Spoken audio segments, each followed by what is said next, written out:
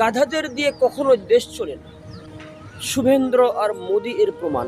নিজের আইনে নিজের পায়ে কুড়াল মারে। হিন্দু সমাজগুলোই তারে করে অপমান। গরু কাটা যাবে না, আমরা মানলাম, কাটবো না তোদের গরু।